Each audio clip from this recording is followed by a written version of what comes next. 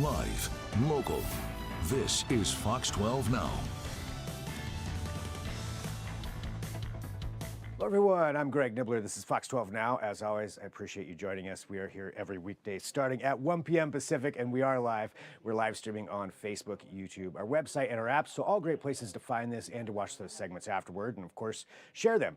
Today, we are talking about the Interstate Bridge. Yes, that I-5 bridge. There's been talks for many years about replacing this bridge. It is in the works. However, we're still not there yet. But there's the Interstate Bridge Replacement Program that is in part working on this, and they have some renderings of what the bridge could potentially look like that were put out this week. They're very interesting to look at and to talk about. And to do so right now, we're joined by Greg Johnson, who is the program administrator.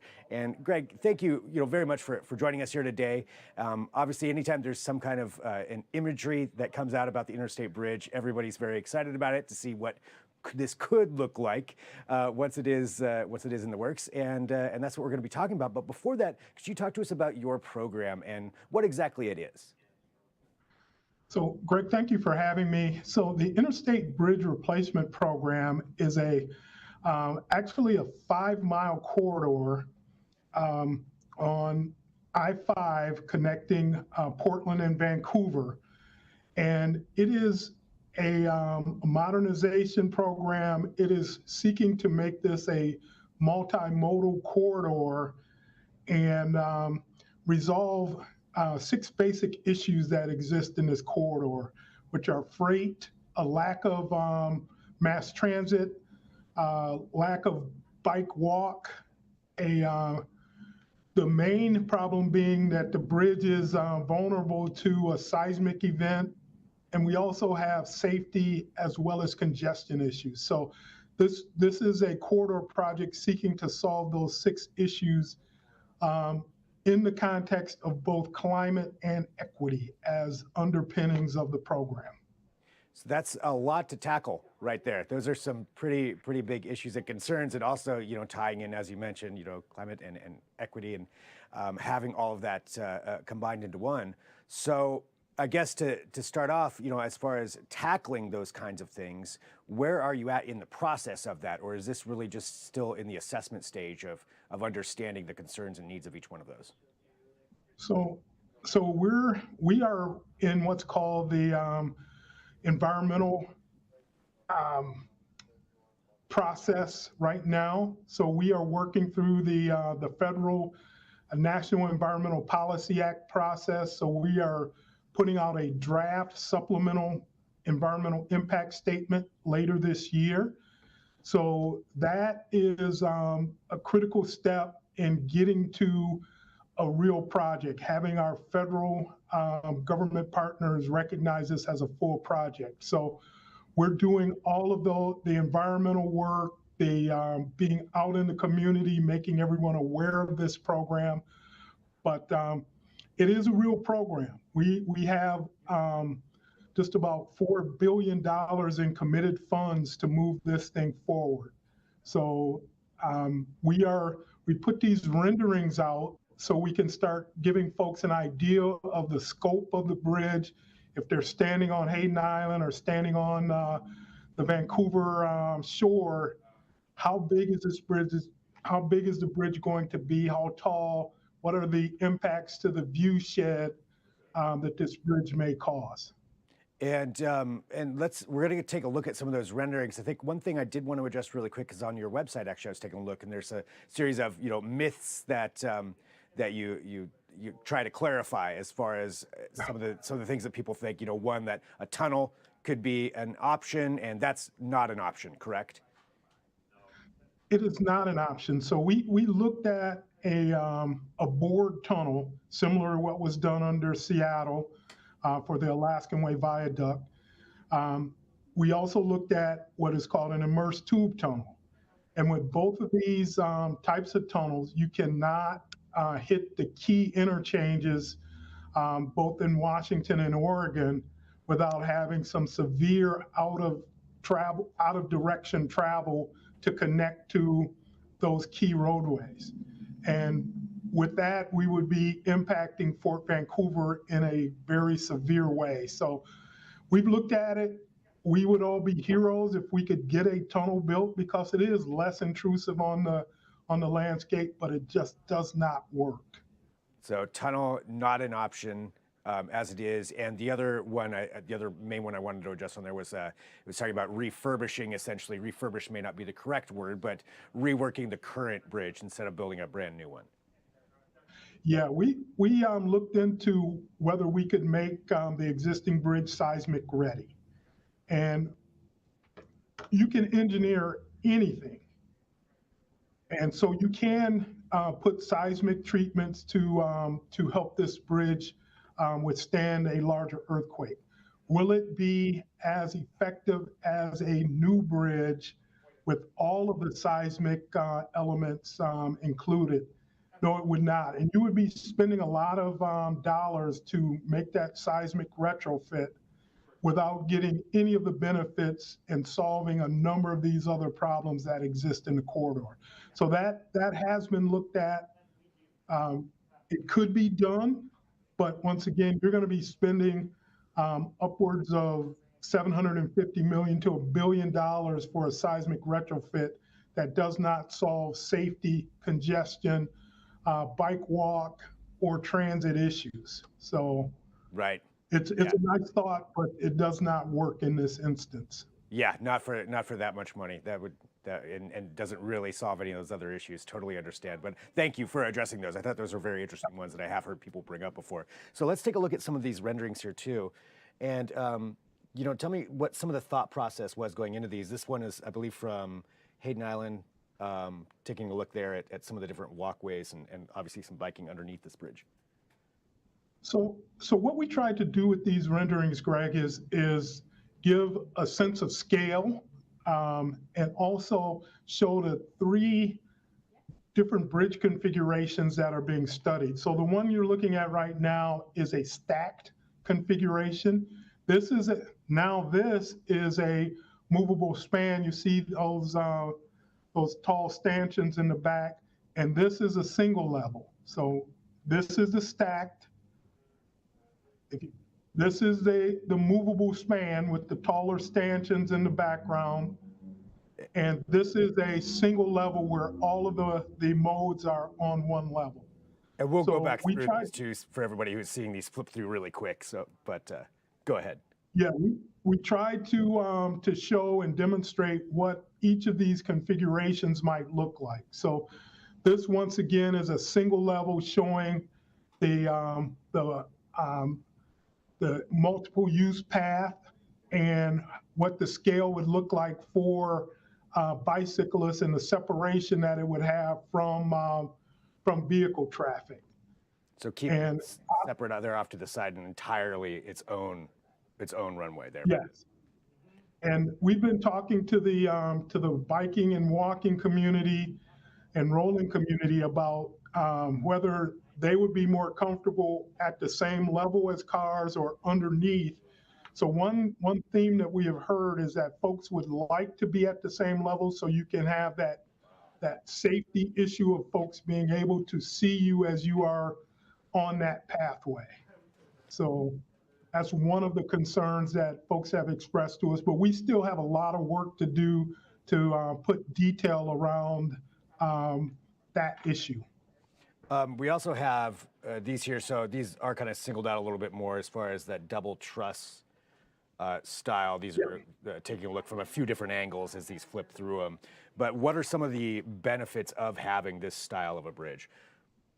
So this bridge configuration actually narrows the footprint because you would have the highway mode on top, you would have biking pedestrians underneath, as well as the light rail underneath.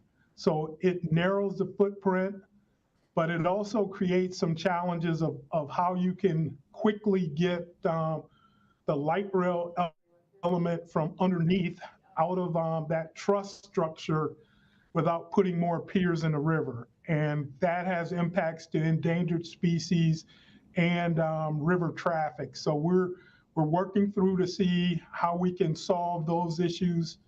But this is a very elegant solution. But once again, we're putting this out there so folks can comment back to us about what they think.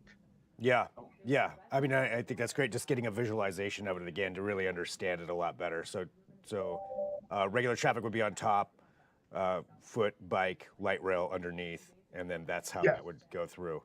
So that's the double truss system. But as you mentioned, some of the issues. Now, would this be high enough for regular shipping traffic and everything to go under? Yeah, so right now, any of this option as well as the single level option would have a minimum clearance of 116 feet. We are also studying the movable span option that would give the same type of clearance as the existing movable span that's out there. But the region has made it clear to us that they do not want to see another movable span, but we are studying it because that may be the reality of where we're at. But you're And seeing some of the movable span concepts and renderings now. It looks vastly different than what you see for the lift span that's out there now.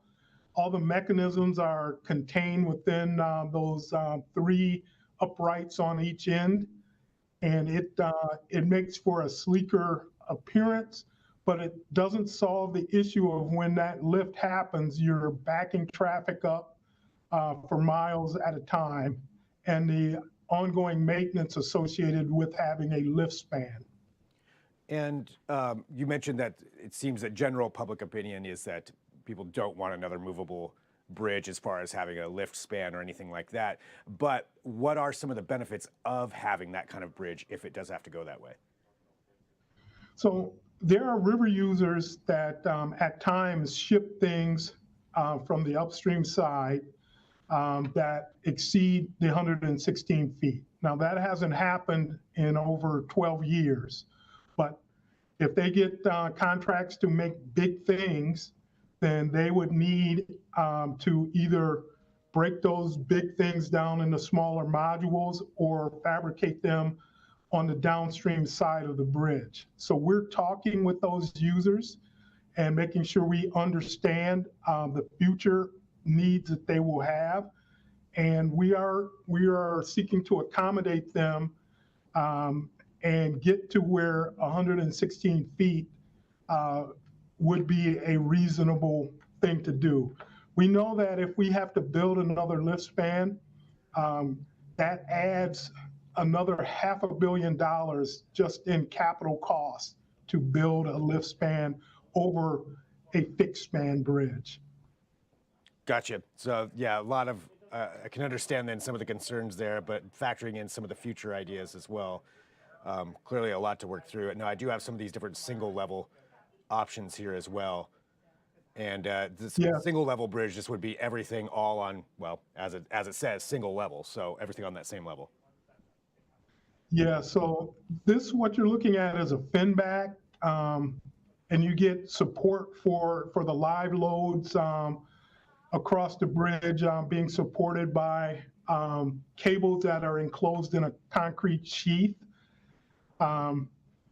So that's called a fin back, and it gives you an elegant aesthetic to it. It's a newer type of bridge that's probably within the last 20 to 30 years, we've seen these type of bridges being designed across the world and in the United States. So it's an elegant look, and folks seem to like that. But once again, there are trade-offs to any of these. Now you're looking at what's called an extra dose, and it's a close cousin to the fin back.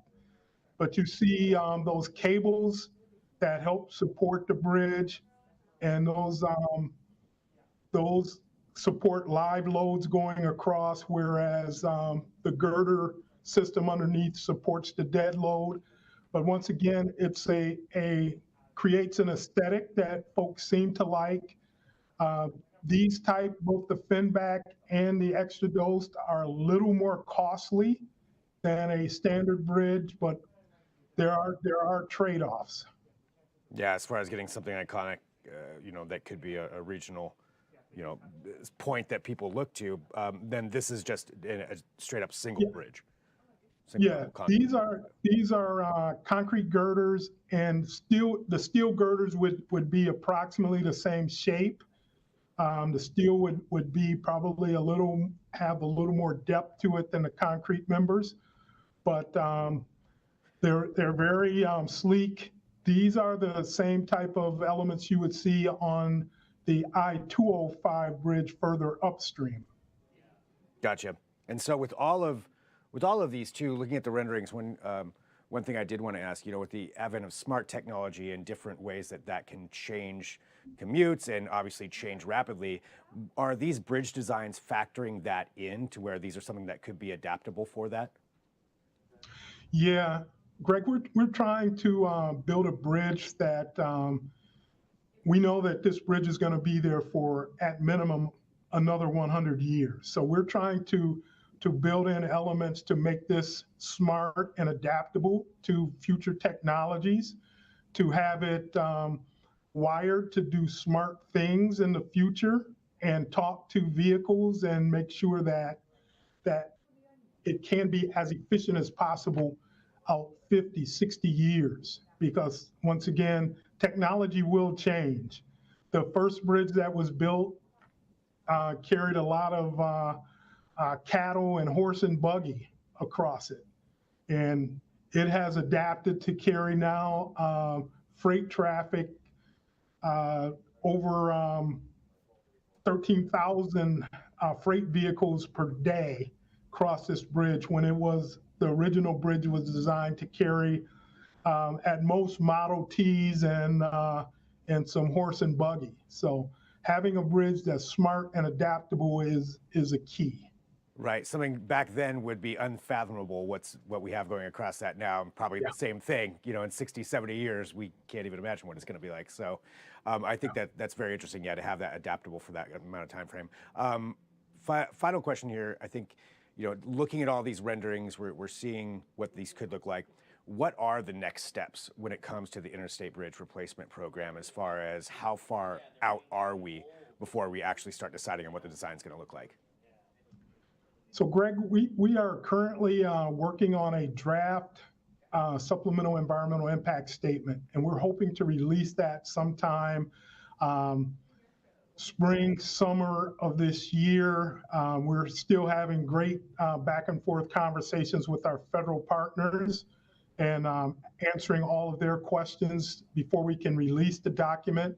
But that's the next key milestone, is to release that document and have a 60-day public comment period where everyone can weigh in and tell us what they think of the plan to replace this structure in the 5-mile corridor modernization.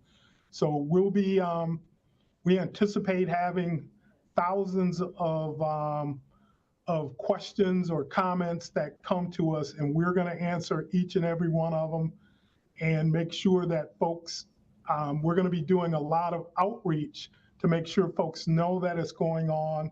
There'll be public hearings associated with it. And once we do that, then we're going to put forth one path forward.